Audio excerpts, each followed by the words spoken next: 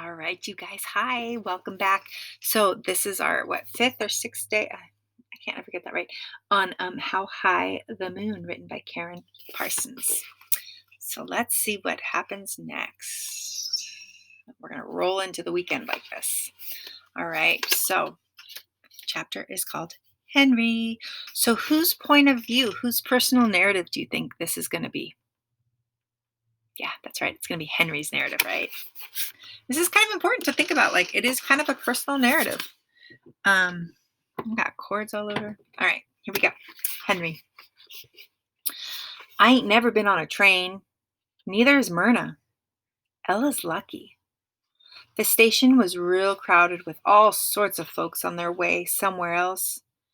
But even before the crowd, dominated mostly by soldiers and their girls, it was the smell that hit me. Diesel and cigarette smoke mingled with musty coats and urine to create something altogether new and foul. Ella pinched her nose closed. I sure hope it doesn't smell like this on the train, she said. Poppy assured her it was a station thing. After train hours, plenty of folks without a place to stay used the Charleston station as their temporary living space. And as their toilet, there was a lot of chatter, some laughing. Folks were calling to each other from across the platform and someone kept blowing a whistle. A couple of soldiers kissed their girls for what seemed like an eternity, right there in the middle of the platform, like no one else was there. I looked around, but it didn't seem like anyone else cared too much. People were too busy with their own goodbyes. A little boy straddled on his mama's hip was wiping the tears from her face as she nodded to his daddy, another soldier. The daddy in his crisp uniform was saying sweet things, trying to make her laugh. I knew this scene. I had lived it before. I had been that little boy, unaware that Daddy was going far, far away for a long, long time, and that those tears his mama was crying would soon be his. All kinds of folks, every age. I was surprised at how many colored folks there were. After a while, the smell of the place became too much for me, so I walked to the edge of the platform, hoping to get some air and get a look at the tracks. Ella snuck up from behind and grabbed me. Boo! I jerked forward and darn near fell onto the tracks. Ella! My heart was pounding. She thought that was funny. You kids don't be playing over them tracks. You crazy? Granny hated having to scold us in public. Now behave. All right, hold on one second.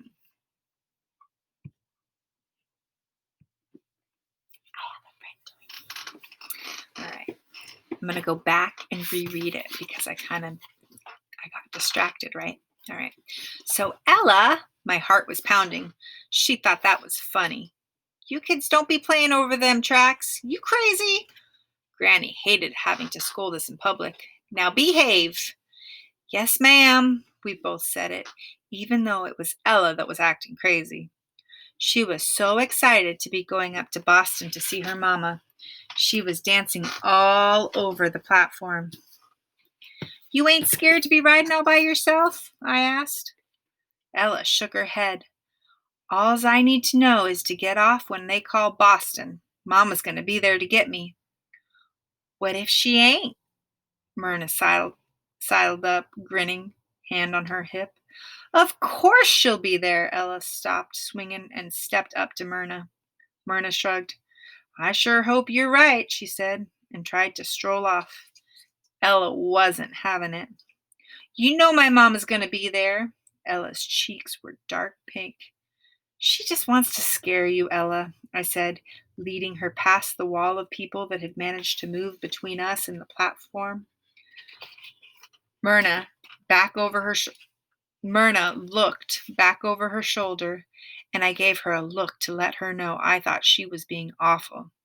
She stuck her tongue out at me. When we reached Granny and Poppy, Ella quickly took a hold of Granny's hand, and I realized that she was scared after all. Now listen, sugar, Granny said to Ella. You go have a good time and just see how things go, all right? You might not even like it. I'm hot. You sure I need this heavy coat? Ella asked.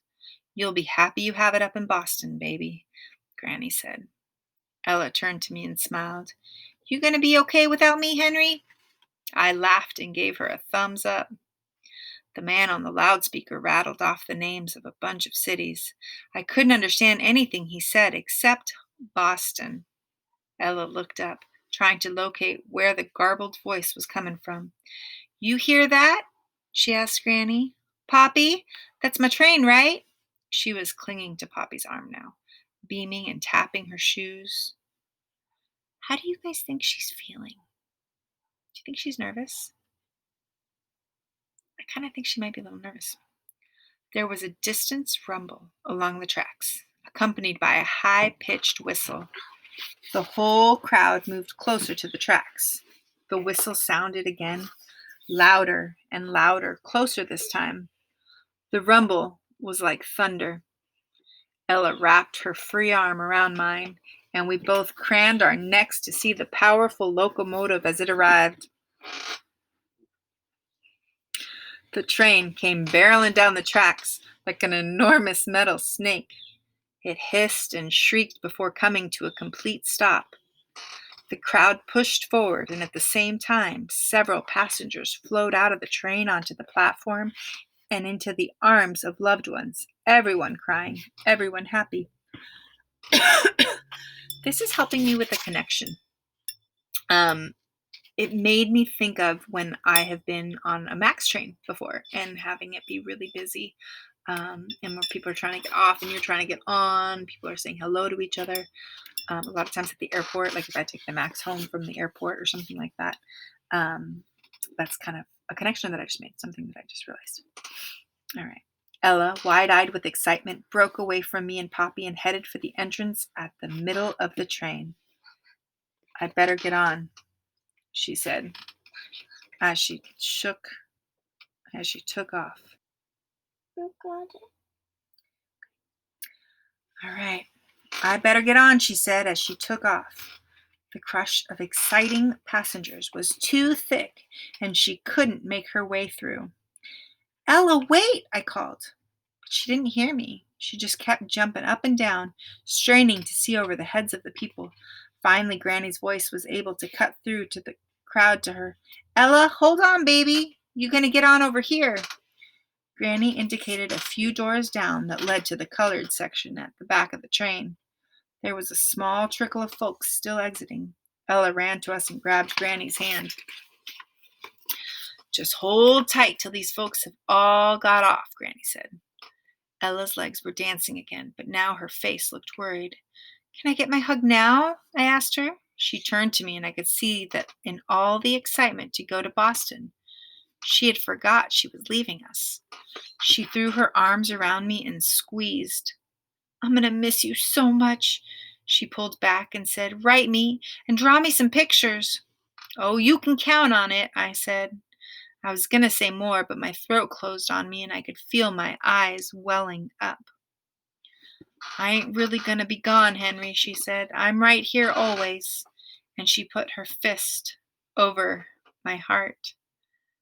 Granny gave her a big hug and smothered her in kisses.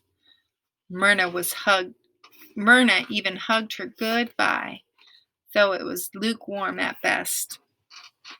Poppy was near the train entrance, talking to a tall colored man wearing a white coat and a black bow tie. On his head was a flat-top black cap. I knew he was a Pullman porter. I'd learned about them in school. It was the porter's job to greet the passengers, help them with their luggage, serve food, keep the train tidy, and make sure that the passengers were comfortable and had all their needs met while traveling. Almost like they were the hosts of the train. Even though most of the passengers were white, the Pullman porters was all colored men.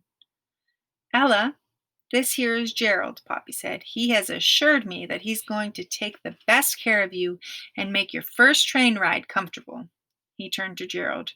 Right, young man? Yes, sir. He turned to Ella and said, How do you do, young lady? Gerald's long matchstick body bent at the middle to greet Ella. He extended a hand, and Ella took it without hesitation. Granny and Poppy kissed her again and handed her off to the porter, who led her onto the train. We all anxiously waited to see her face through a window so we could wave goodbye like they did in the movies. We waited and waited and waited. Finally, Poppy said, "I think he must have seated her on the other side." We all stood there just staring at the train.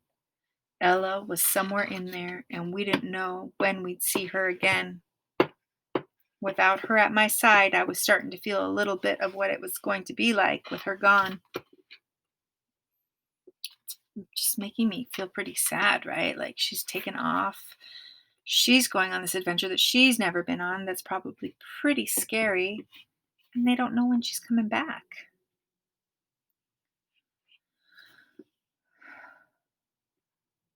"Can we go then?" Myrna broke the silence. Granny dabbed the corners of her eyes and her nose with her handkerchief and nodded. Poppy held back a bit. I turned and saw him looking at the train over his shoulder, but it wasn't until we were all navigating the crowd to find our way out that Ella's voice cut through at last. "Granny!" Her arm was all the way out the window, and she was waving wildly. Through the glass, I could see her face beaming. Granny blew her a kiss, and we all waved and waved until the train was gone.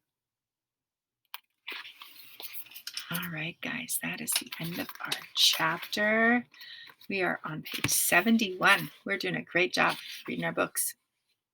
The next chapter is called Ella. What do you guys think it's going to be about?